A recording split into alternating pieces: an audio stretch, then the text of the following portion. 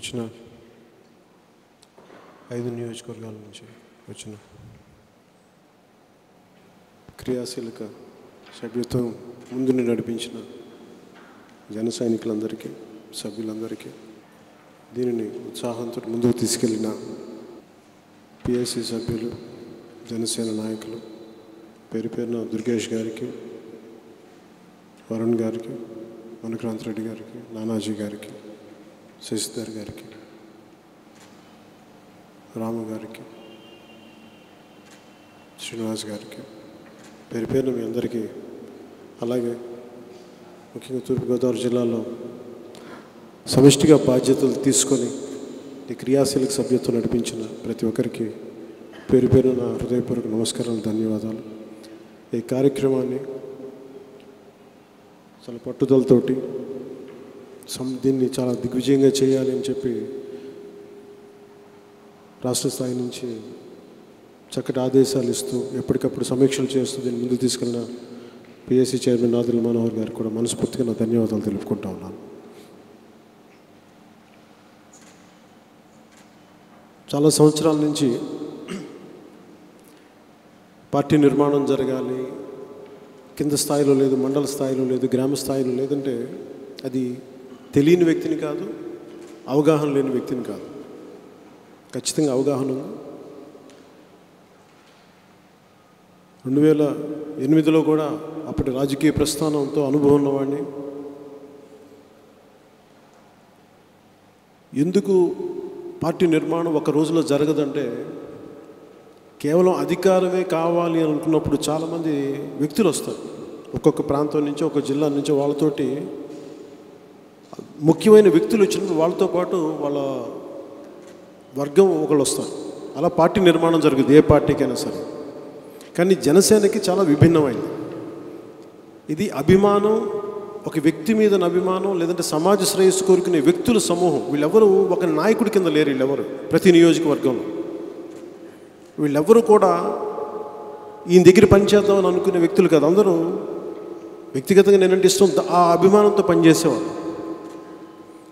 వీళ్ళందరినీ ఒక గొడుగు కింద తీసుకురావడానికి కేవలం కాలం ద్వారానే ఉంటుంది. ఇవన్నీ ఒక వజ్రాల గని. అది మనం ఏ ఊరికి వెళ్ళినా, ఎక్కడికి వెళ్ళినా సరే ఇష్టంతో, ప్రేమతోటి, పైసా ఆశించకుండా సొంత డబ్బులు పెట్టుకొని పార్టీని ముందుకు తీసుకెళ్లే వ్యక్తులు మిగతా పార్టీలో చాలా అరుదుగా ఉంటారు. కానీ మన పార్టీలో కోకోలలుగా ఉంటారు. అంత బలమైన వ్యక్తుల సమూహం ఉండే వాళ్ళందరినీ క్రమబద్ధీకరణ చేయడానికి చాలా సమయం తీసుకుంటుంది. ఎందుకంటే వీళ్ళందరూ ఇండివిజువల్ మైండ్స్. వీళ్ళందరినీ ఏకతాటిపైన తీసుకురావడానికి ఒక కాలం తీసుకురావాలి. దాన్ని ప్రతి నియోజకవర్గంలో కూడా ఈ ఎక్సైజ్ చాలా సంవత్సరాల నుంచి చేస్తూ ఉంటే ఈ రోజుకి ఒక చక్కటి రూపు తీసుకుంటుంది, ఒక మార్పు తీసుకుంటూ ఉంది. దీంట్లో నేను ఏదైతే నమ్మి ఒక కొత్త నాయకత్వానికి నేను అప్పచెప్పానో బాధ్యతలు 2019 ఎన్నికల్లో, ఈరోజు నా నాయకత్వమే ఈ క్రియాశీలక సభ్యత్వాన్ని ముందుండి మీరు తీసుకెళ్తున్నది ప్రతి ఒక్కరిని పేరు పేరు మీ అందరికీ ప్రత్యేక ధన్యవాదాలు తెలుపుకుంటాను. మిగతా పార్టీలాగా కూర్చోబెట్టి, అంటే ముఖ్యంగా పార్టీ ఇవన్నీ ఆలోచించడానికి, ముఖ్యంగా మీరందరూ క్రియాశీలక సభ్యత్వం తీసుకున్న వాళ్ళు, అంతకుముందు పార్టీ తీసుకోకముందు కొండంత బరువుని, బాధ్యతని భుజాల మీద వేసుకొని నడిపించిన వాళ్ళు, ఎలా తీసుకెళ్ళాలి దీన్ని ముందుకి, ఎవరైతే పనిచేస్తారో వాళ్ళని ఎలా గుర్తించడం, ఇవన్నీ ఎలా తెలుస్తుందంటే ఒక కష్టకాలం, ఒక క్రమంలో, ఒక కాలంలో కొన్ని అనుభవాలు ఎదుర్కొంటే తప్ప ఎవరు నిలబడతారో ఎవరు నిలబడరు అని. రోడ్డు మీదకి వెళ్ళగానే 1000 మంది వస్తారు, కానీ పట్టుమని 10 మంది ఉంటే చాలు నమ్మేవాడిని. నేను 1000 మంది, లక్షల మంది నమ్మకాన్ని ఇష్టపడతాను, వాళ్ళ ప్రేమను ఇష్టపడతాను. కానీ పట్టుమని మన కోసం 10 మంది నిలబడే వాళ్ళకి నేను ప్రాణాలు ఇచ్చేస్తాను. నేను అలాంటి వ్యక్తుల కోసం వెతికాను ఇన్ని రోజులు.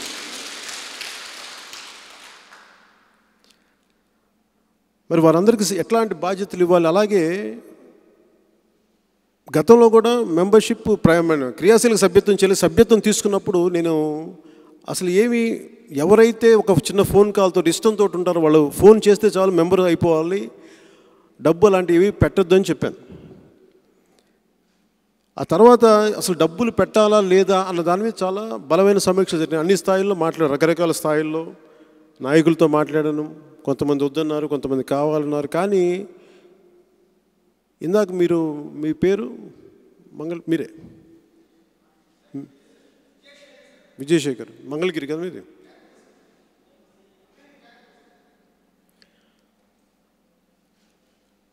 విజయశేఖర్ లాంటి మన వ్యక్తుల దగ్గర నుంచి, అలాంటి అభిమానుల దగ్గర నుంచి, అలాంటి కార్యకర్తల దగ్గర నుంచి, జన సైనికుల దగ్గర నుంచి చాలా ఇన్ఫర్మేషన్ తీసుకున్నాను. పోరాట యాత్రలో నేను ఏ మూలకి వెళ్ళినా సరే ప్రతి జన సైనికుడు ఇష్టపడే ఒక కూర్చోబెట్టి ఒక పార్టీకి ఒక జెండా కట్టుకొని, ఇందాక దాసరామ్ చెప్తున్నట్టుగా వాళ్ళే పెట్రోల్కి డబ్బులు పెట్టించుకొని, అంటే ఒక 100 రూపాయలు 150 రూపాయలు సంపాదన ఉంటే దాంట్లో ఒక 50 రూపాయలు 100 రూపాయలు పెట్రోల్ కొట్టించుకొని మొత్తం తిరిగేవాళ్ళు. నేను అడిగేవాళ్ళని దేనికంటే మాకు ఇష్టం అన్నాను. నువ్వు మాట్లాడితే మా లోపల ఉండే గుండెల్లో ఉండే బాధ తీరుద్ది, అందులో మీకు మద్దతు తెలుపుతున్నావు అని చెప్పి తిరుగుతూ ఉండేవాళ్ళు. అలాగే తోపుడు బండ్ల మీద టిఫిన్ సెంటర్లు నడుపుతూ పెద్ద నాయకులు ఎవరో రానప్పటికీ ఎక్కడ కూడా ఖర్చుకి నా జన సైనికులు ఎప్పుడు వెనకాడలేదు. 10 పరకో 25 వాళ్ళందరి దగ్గర నుంచి వాళ్ళు ఏమన్నారంటే, చాలామంది దగ్గర మాట్లాడుతూ అలాగే జన సైనికుల దగ్గర తీసుకుంది, వాళ్ళు ఇంకా ఎక్కువ అన్నారు. అలా కాదని చెప్పి నేను మాట్లాడుతూ ఇంకొద్దిమంది ముఖ్యంగా జన సైనిక ఉన్న కొంతమంది ఉద్యమాల్లో పనిచేసిన వ్యక్తుల దగ్గర నుంచి కానీ, నాయకుల దగ్గర నుంచి కానీ, వాళ్ళ దగ్గర నుంచి స్ఫూర్తి తీసుకొని చేసాం. అది కాంశీరామ్ గారి నుంచి స్ఫూర్తి తీసుకొని చేసాం. దళిత ఉద్యమాల నుంచి స్ఫూర్తి తీసుకొని ఈ క్రియాశీలక సభ్యత్వాన్ని తీసుకుని, ఎట్లా అంటే ఒక వ్యవస్థని నడపడానికి పెట్టుబడి మన ఎవ్వరి మీద ఆధారపడకుండా మన పార్టీని మనమే నడుపుకోగలిగితే సత్తా గారు మనకుండా అది ఏమవుద్ది. ఇప్పుడు కూర్చోబెట్టి ఈ క్రియాశీలక సభ్యత్వం మీద వచ్చిన డబ్బు తీసుకెళ్ళి పార్టీ నడపలేం, సరిపోవు ఆ డబ్బులు. కానీ ఆ డబ్బు దేనికి విశ్వాసం ఇస్తుంటే నేను దీంట్లో భాగస్వామిని. ఇందాక మనుక్రాంత్ గారు చెప్పినట్టుగా ఒక ఆటో నడుపుకుంటూ 100 రూపాయలు 150 రూపాయలు వచ్చినప్పుడల్లా ఇచ్చుకుంటే అది ఏంటంటే ఇది నా పార్టీ, ఇది నేనున్నాను. ఎందుకంటే దాంట్లో తన భాగస్వామి అవుతాడు. రేపొద్దున పోరాటం చేయడానికి నేను గుర్తించాను నా భాగస్వామ్యం. పోరాటం చేసి రోడ్డు మీదకి వచ్చి తనకు ఆటో డ్రైవరే కావచ్చు కానీ కడుపు మండితే ఒక భగత్ సింగ్ లాంటి ఒక గొప్ప వ్యక్తి అయిపోతాడు. ఆ పెట్టుబడి ఆత్మవిశ్వాసం తాలూకు, ఆత్మవిశ్వాసానికి బలమైన పెట్టుబడి. ఏ మూలకి వెళ్ళినా కానీ వీళ్ళందరూ ఇలాంటి వ్యక్తులు నడిపి ఈ రోజున క్రియాశీలక సభ్యత్వాన్ని చాలా విజయవంతంగా నేను మనోహర్ గారితో మాట్లాడుతున్నప్పుడు ఎక్కువ చేయొద్దు, మనం తక్కువ నియోజకవర్గాలు చేద్దామని ఆయన సూచిస్తే కరెక్ట్గా 5 నియోజకవర్గాలతో ప్రారంభించి ఇప్పుడు తదుపరి ఫేజ్, ఇప్పుడు నెక్స్ట్ ఫేజ్ ఇంకొద్ది రోజుల్లో ఉంటుంది, రేపే ఉంటుంది. దీనికి ఈ కొండంత బలం ఇచ్చింది ముందు మీ 5 నియోజకవర్గాల జన సైనికులందరికీ, నాయకులందరికీ పేరు పేరున ధన్యవాదాలు తెలుపుకుంటాను. అలాగే ఇన్ఛార్జెస్ లేరు అంటే ఉదాహరణకి దాసరి రాజు గారిని నేను ఇచ్చాపురంలో కలిసాను. తను ఎప్పటి నుంచో చేస్తూ ఉండేవాడు, సామాన్య కార్యకర్తగా ఉండి తనలో నేనేం చూశానంటే ఒక నాయకత్వపు లక్షణాలు చూశాను. నిలబడగలడు సమస్యలకి. ఇచ్చాపురంలో మనకి ఆ రోజున నేను పోరాట యాత్రకి వెళ్ళినప్పుడు ఎవరు లేరు. మిగతా శ్రీకాకుళం నుంచి ఎక్కడి నుంచో టౌన్ నుంచి వచ్చిన కొంతమంది యువ నాయకులు లేదంటే అభిమానులు వీళ్ళు కలిసి, కానీ నేనేమనుకుంటానంటే నాయకులు మన కార్యకర్తలోంచి బయటికి రావాలి. ఎక్కడో బయట నుంచి వేరే పార్టీ నుంచి వచ్చే అరువు తెచ్చుకునే నాయకులు వెళ్ళిపోతారు మళ్ళీ వచ్చి. అలా కాకుండా మనకి నిలబడే వ్యక్తులు కావాలంటే మనం దెబ్బతింటాం, కింద పడతాం, కానీ నిలదొక్కుంటాం. ప్రతి అనుభవం మనల్ని రాటు తెలుస్తుంది. దాసరి రాజు ఉదాహరణకి ఎందుకు తీసుకున్న బాధ్యత అప్పచెప్పామంటే, నేను చెప్పాను ఫస్ట్ ఎక్కడి నుంచి మొదలు పెడతాం క్రియాశీలక సభ్యత్వం అంటే ఇచ్చాపురం నుంచి మొదలు పెట్టానని చెప్పి ఫస్ట్ పేరు ఇచ్చాపురం రాశాను. ఎందుకు రాశాను, అది ఆంధ్రప్రదేశ్కి మూల విసిరేసినట్టు ఉంటుంది, దాన్ని ఎవరు పట్టించుకోరు. ఉద్దానం అక్కడి నుంచే స్టార్ట్ అయింది, అందుకని మన ప్రయాణం కూడా అక్కడి నుంచే ప్రారంభం అవ్వాలి అని చెప్పి స్టార్ట్ చేసే దాన్ని, నా నమ్మకాన్ని మీరందరూ నిలబెట్టినందుకు మనస్ఫూర్తిగా మీ అందరికీ పేరు పేరున నా ధన్యవాదాలు తెలుపుకుంటాను. దిశానిర్దేశం ఎలా చేయాలి వీటన్నిటి మీద అంటే ముందుగా నేను ఆలోచిస్తుంది, మనకి మీరు తెలుసు, ఇన్ని సంవత్సరాల్లో నేను ఎన్నిసార్లు బయటకు వచ్చినా, రాజకీయ పరంగా కానీ వ్యక్తిగత పరంగా ఎప్పుడు బయటకు వచ్చినా విపరీతమైన జనం తాలూకు ప్రేమ ఆదరణ ఉన్నవాళ్ళం. కానీ దాన్ని ఒక రాజకీయ శక్తిగా మలచాలి, ఒక ఆయుధంగా మార్చాలి దాన్ని. అంటే దాన్ని క్రమబద్ధీకరణ చేయాలి, దానికి ఒక డిసిప్లిన్ రావాలి. ఆ డిసిప్లిన్ రావాలంటే అందరూ క్రియాశీలక సభ్యత్వం తీసుకోవడానికి, సభ్యులుగా ఉండడానికి ఇష్టపడతారు. కానీ క్రియాశీలక సభ్యులు అంటే ఎప్పుడైనా ప్రజలకు అందుబాటులో ఉండేవాళ్ళు, పార్టీకి అందుబాటులో ఉండేవాళ్ళు, మిగతా వారి జీవితకాలం మిగతా పనులన్నీ చేసుకుంటూ, వారి వ్యాపారాలు, వాళ్ళ ఉద్యోగాలు, వాళ్ళ ఉపాధి వాళ్ళు నడుపుకుంటూ పార్టీ కోసం పనిచేసే వ్యక్తుల సమూహం స్థానిక నియోజకవర్గాల్లో చాలా అవసరం. ఎందుకంటే సమస్య ఈ రోజున నేను అర్జెంటుగా ఏదో రాష్ట్రాన్ని నడిపేసి ఒక పెద్ద స్థాయి, ఉన్నత స్థాయికి వెళ్ళిపోతాం. నాకు వీటన్నిటికంటే కూడా పొలిటికల్ పార్టీ పెట్టింది. నేను దిగువ మధ్యతరగతి కుటుంబం నుంచి వచ్చిన వాడిని, అదే మధ్యతరగతి విలువలతోటి బతికేవాడిని. నేను నమ్ముతాను వాటిని.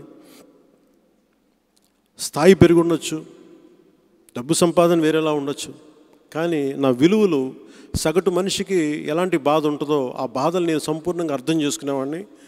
కానీ అది ఏదో కొన్నిసార్లు సహాయం చేసేస్తే కాదు, ఒక ఎన్జిఓ పెడితే కాదు, ఖచ్చితంగా దీన్ని ఒక రాజకీయ ప్రయాణం ఉండాలి. ఆ ప్రయాణం ద్వారానే మనం ఎక్కువ మందికి రీచ్ అవ్వగలం. ఈరోజు మనం ఓడిపోయినప్పటికీ ఎవరికన్నా సరే సమస్య వస్తే వాళ్ళు గుర్తొచ్చేది జనసేన గుర్తొస్తుంది వాళ్ళకి. అంటే ఇది మీరు ఊహించండి, ఒక పరాజయం తర్వాత జనం ఆదరణ ఎందుకు ఉంది అని మనం ఆలోచించాలి. విలువలతో రాజకీయాలు నడపగలం, బాధ్యతగా నిలబడగలం, ఓటమిలకి ఇబ్బంది పడం, తట్టుకొని నిలబడతాం. ఇవన్నీ ప్రజలు చూస్తూ ఉంటారు.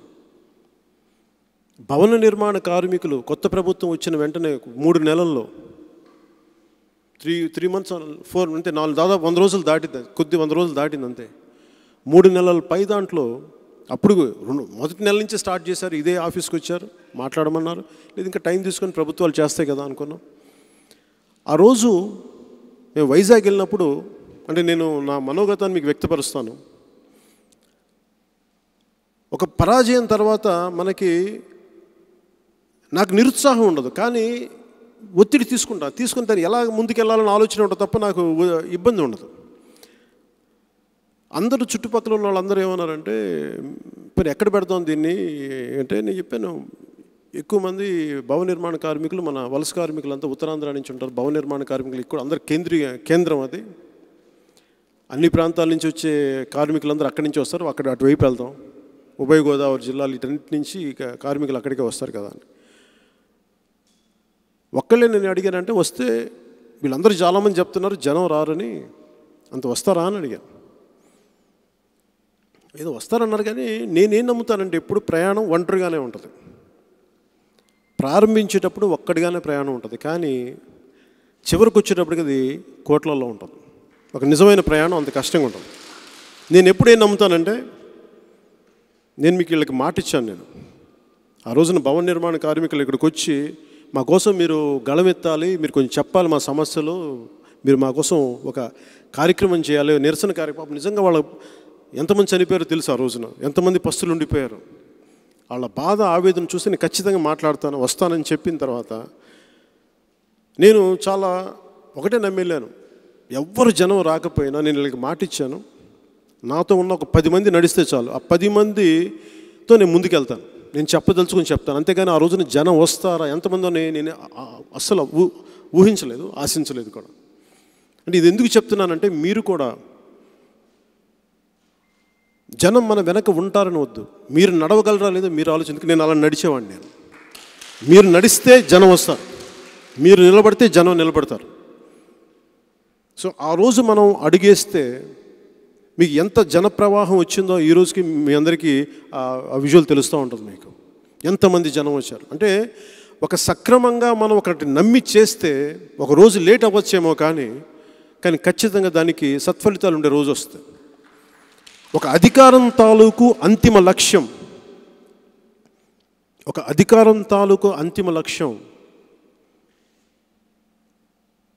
వేల కోట్లు కూడగట్టుకోవడానికో పదవులు సంపాదించడానికో కాదు, ప్రజలకి ఏమైతే కోల్పోయారో వాటన్నిటిని అందజేయడానికి, అందుకు జనసేన ప్రజలకు అందజేయడానికి. ఉదాహరణకి ఇచ్చాపురంకి వెళ్తే అక్కడ కిడ్నీది ఉంటే ఈ రోజుకి డయాలసిస్ సెంటర్స్ నాకు తెలుసు ఇబ్బందులు ఉన్నాయి, కానీ ఎవరితో మాట్లాడతాం? మాట్లాడే కొద్దీ ఇప్పుడు ఏదైనా సరే ఒక ప్రతిపక్షంగా ఉండి మనం ఏదైనా మాట్లాడితే, ఒక పార్టీగా బాధ్యతగా మాట్లాడితే చలనం చేసే రాజకీయ వ్యవస్థ చచ్చిపోయింది. ఒక మాట అంటే ఈ సమస్య ఇక్కడ ఉంది అంటే వ్యక్తిగత దూషణ బూతులు తప్ప సమస్యని పరిష్కరిద్దామన్న వ్యవస్థే లేదే. అలాంటి వ్యక్తులు కరువైపోయారే. ఇలాంటి పరిస్థితుల్లో బలంగా ప్రజల్ని ప్రభావితం చేసే శక్తి మనకుంది. ఎందుకంటే నాకు లక్షల మందిని నేను ఉదాహరణకి రాజాంలోనే చూశాను. ఇసుకేస్తే రాలనంత జనం అనే ఒక పదం, ఒక వాక్యం విన్నాను, కానీ ఫస్ట్ టైం నేను చూశాను ఆ రోజున రాజాంలో. ఈ రోజుకి మీరు యూట్యూబ్లో కొడితే ఆ విజువల్ తెలుస్తూ ఉంటుంది. నేను కదలలేకపోయాను. అంత బలమైన జనం వచ్చి ఎన్నికల టైంలో ఎందుకు వెళ్ళిపోయి ఉంటారు అనే చూస్తే, అలాగే మనకి రాయలసీమలో కూడా మనకి పోరాట యాత్ర పెడితే ఇన్ని లక్షల మంది జనం వచ్చి ఇక్కడ ఎందుకు చివరిదాకా నిలబడలేదు అని అనిపిస్తే అందరికీ భయాలు ఉంటాయి. యువతకి కోపం ఉంటుంది కానీ, ఆవేశం ఉంటుంది కానీ, ఆగ్రహం ఉంటుంది కానీ దానిని కడదాకా తీసుకెళ్ళే ఓపిక లేదు. దానికి భయాలు కావచ్చు, ప్రలోభాలు కావచ్చు, అనేక రకమైన ఒత్తిళ్ళు కావచ్చు. నేను కోరుకుంటున్న క్రియాశీలక సభ్యులు ఎన్ని ఒత్తిళ్ళు ఉన్నా సరే మేము నిలబడతాం. మీరు ఫ్యాక్షనిస్ట్ లీడర్లు కానివ్వండి, వారిని మించిన వ్యక్తులు కానివ్వండి, కానీ నా ఒక్క జన సైనికుడు, మీరు ఎంత గొప్ప నాయకులైనా, ఎంత మీరు దాడి చేసే నాయకులు, ఒక్కడు నిలబడే ఒక్క జన సైనికుడు మీలాంటి వాళ్ళకి 100 మందికి సమాధానం చెప్పగలిగే అలాంటి క్రియాశీలక సభ్యులు కావాలి. ఎందుకంటే నేను అలా నిలబడేవాడిని, నేను పారిపోను. నాకు జీవితంలో పారిపోవడం తెలియదు. ఎన్ని ఒత్తిళ్ళు ఇవ్వండి, తిట్టండి, తిమ్మండి, నాకు నిజంగా పారిపోవడం తెలియదు. ఎదుర్కొంటాను. ఒకసారి నాకే అనిపిస్తుంది ప్రాణాలతో ఉంటానో లేదా అనిపించేస్తుంది, కానీ నేను ఎదుర్కొంటాను. ఎనీ పొలిటికల్ పార్టీ, ఎక్కువ మంది చాలామంది పొలిటికల్ వ్యవస్థలో చాలామంది కూడా ఒక అభిప్రాయాన్ని చెప్పడానికి భయపడతారు. ఉదాహరణకి మన అమరావతి రాజధాని తీసుకుంటే కన్వీనియంట్గా మారిపోతూ ఉంటారు. ఇక్కడ రాజధాని వద్దంటారు కొంతమంది, 3 చోట్ల రాజధాని కావాలంటారు.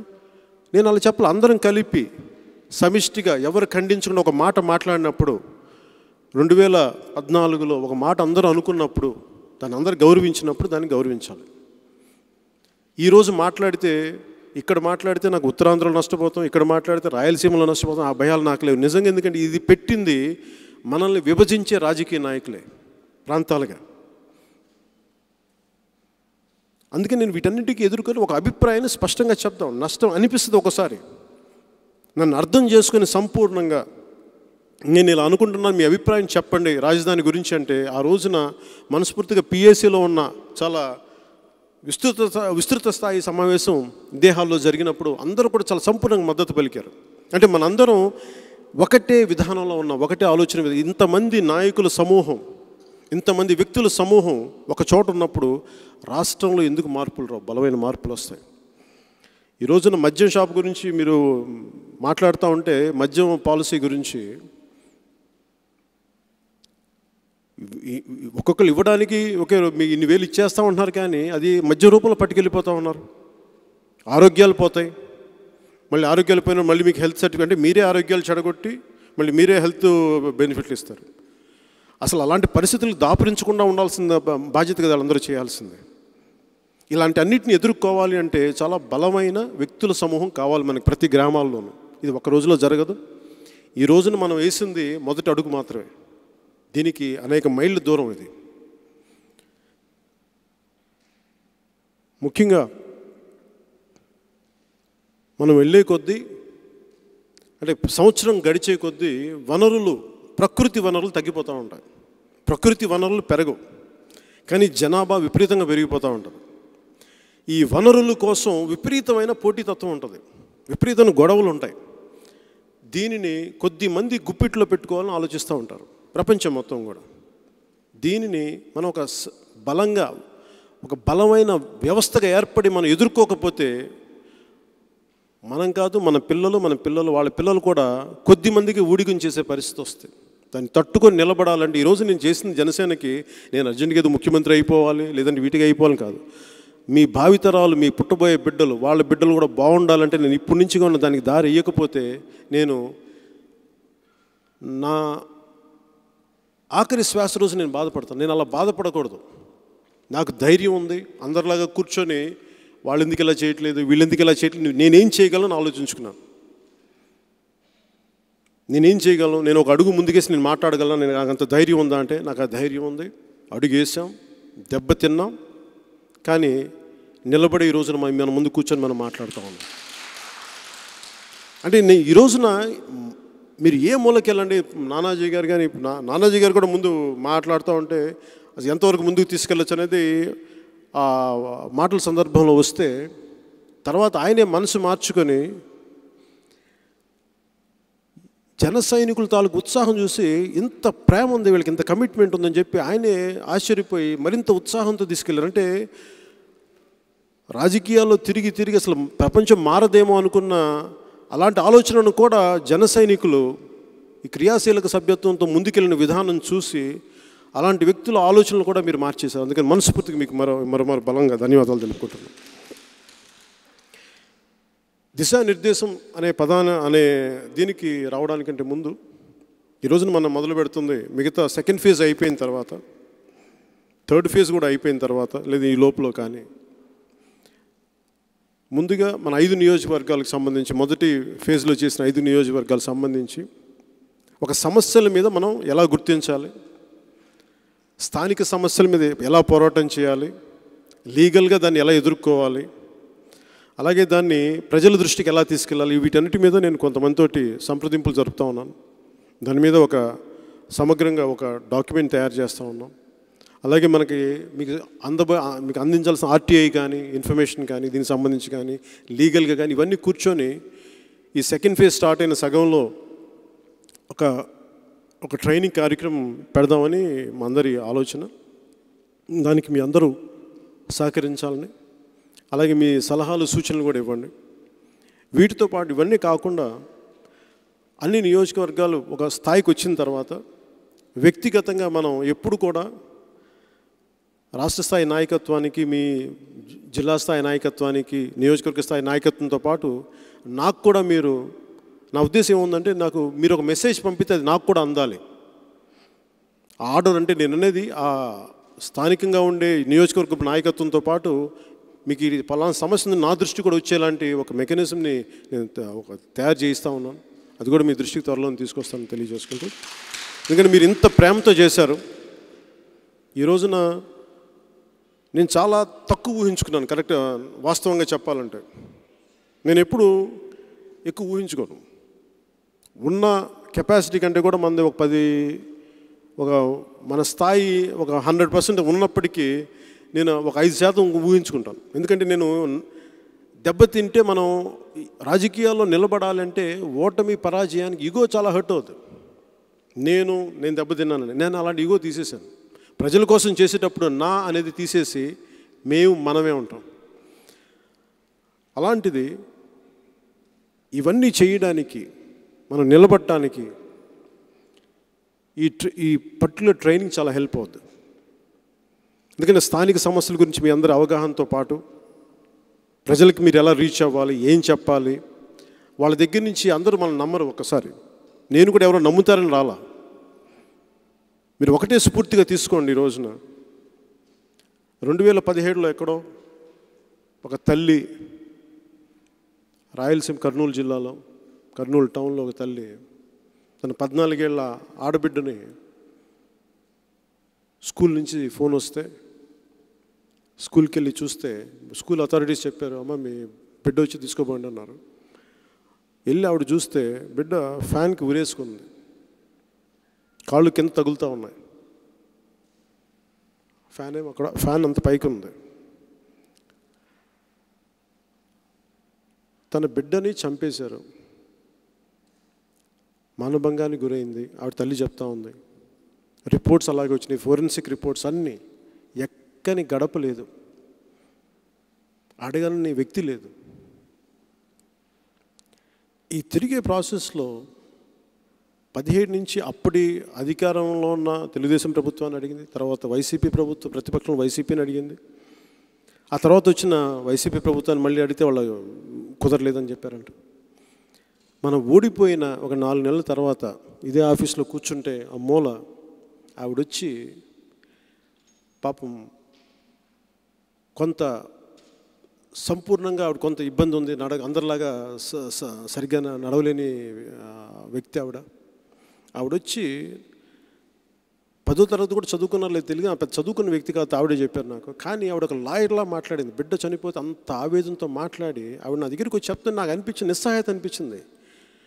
బిడ్డ చనిపోతే పాపం ఏం చేయలేకపోతున్నాం ఏంటంటే, అలా ఆ రోజు ఒక ప్రయాణం స్టార్ట్ చేస్తే సరే ఏదో ప్రయత్నిద్దాం అని ఒక మనసులో ఒక చిన్నపాటి సంకల్పం కలిగితే అది కర్నూలు జిల్లాకి దాకా కొద్ది నెలల తర్వాత కర్నూలు జిల్లాకు పోయి దాని మీద ఒక నిరసన యాత్ర పెట్టితే అది సిబిఐకి వెళ్ళింది. అది ఆ కేసు సిబిఐ రావాల్సి వచ్చి తీసుకోవాల్సి వచ్చింది. అంటే మనం ప్రతిసారి చట్టసభల్లోకి వెళ్తేనే మార్పు జరుగుద్ది అని మనం నిరాశపడక్కర్లేదు. ఎందుకు మనం ఉన్నది ప్రజా సమస్యలని చేయడానికి. అన్ని సమస్యలను తీసుకునే ధైర్యం ఒక రోజులో రాదు. మేము ముఖ్యంగా ఇప్పుడు స్థానిక సమస్యలు కానీ గ్రామ సమస్యలు కానీ, గ్రామాల్లో మనకి హాస్పిటల్స్కి వెళ్తే డాక్టర్లు ఉండరు, లేదంటే కనీసం టీటీ ఇంజక్షన్లు ఉండవు. వీటంటే మాట్లాడి గళం ఎత్తాలి అంటే మనకు బలమైన సమూహం కావాలి. మీరు 5 మందే ఉంటారు. మీరు ఒక్కోసారి 5 మంది మీకు ఎంత బలమో అంతే చేయండి. మీరు మీ స్థాయికి మించి గొడవలు పెట్టుకోకండి. లేదు మీకు మంచి బలం ఉంది, బలంగా అడగండి. లేదు ఒకసారి రాష్ట్ర నాయకత్వం సపోర్ట్ కావాలి, తెలియజేయండి. నిజానికి అలాంటి పరిస్థితులు వస్తే మీకు ఏమైనా ఇబ్బంది అన్నా కానీ నేనే డైరెక్ట్గా నేను వస్తాను. మీకు తెలుసు, ఎందుకంటే సుగాలి ప్రీతి కేసులో చూడండి, ఒక తల్లి వచ్చి అడిగితే నేను రోడ్ల మీదకి వచ్చాను. అలాంటిది మీకు ప్రజల కోసం పోరాడుతున్నప్పుడు మీకు చిన్నపాటి సమస్య వస్తే ఖచ్చితంగా దానికి నేను స్పందించే వ్యక్తిని. మేమందరం నిలబడేవాళ్ళం మేమందరం. సో దీన్ని మీ స్ఫూర్తితోటి దీన్ని మరింత ప్రతి నియోజకవర్గానికి మీ స్ఫూర్తిని తెలియజేస్తూ ఈ 5 నియోజకవర్గాలు ఎంత బలంగా చేశారో, చాలా చిన్న సంఖ్య ఉంటుంది అనుకుంటే మేము పెట్టుకున్న టార్గెట్ కంటే కూడా ఎక్కువ మంది రావడం నిజంగా మాకు చాలా కొండంత బలాన్ని ఇచ్చింది, ధైర్యాన్ని ఇచ్చింది. 2024 ఎన్నికలకి ధీటుగా ఎదుర్కొనే ఒక ధైర్యాన్ని కల్పించింది ఈ 5 నియోజకవర్గాలు ఈ కార్యక్రమం. సో మనస్ఫూర్తిగా మీ అందరికీ పేరు పేరున ధన్యవాదాలు తెలుపుకుంటూ, ముఖ్యంగా ఆడపడుచులకి ముందుండి ఈ కార్యక్రమాన్ని నడిపించినందుకు మనస్ఫూర్తిగా ధన్యవాదాలు తెలుపుకుంటూ, ఈ కార్యక్రమాన్ని చాలా బలంగా తీసుకెళ్ళిన నాయకులందరికీ పేరు పేరున ధన్యవాదాలు తెలుపుకుంటున్నాను. ఇచ్చాపురం తర్వాత నెల్లూరు,